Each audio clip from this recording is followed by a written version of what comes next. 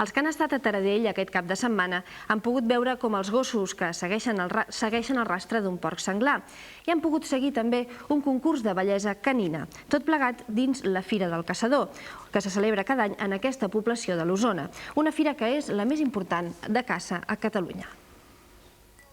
Aquests gossos segueixen el rastre d'un senglar. L'amo els anima darrere el camí amb tranquil·litat perquè no van de cacera. És una mostra. L'exhibició de gos de rastre de porc senglar ha estat la gran novetat d'aquest any a la Fira del Caçador, que s'ha celebrat tot aquest cap de setmana a Taradell, Osona. Un nombrós públic s'ha plegat un any més a la fira més important de la caça a Catalunya. La fira cada any és més gran.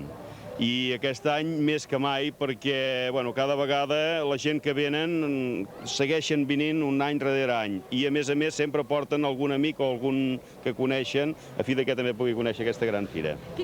La fira inclou diversos actes relacionats amb la cacera. Els més vistosos, però, són els concursos de bellesa canina, oberts a totes les races amb pedigrí. Una vegada examinats els gossos i fetes les passades davant la mirada del jutge, es procedeix a l'entrega dels premis. Una altra de les proves és la del campionat del gos de mostra. Els gossos passen la prova del patró, que consisteix a buscar una guatlla a camp obert i mostrar-la al caçador.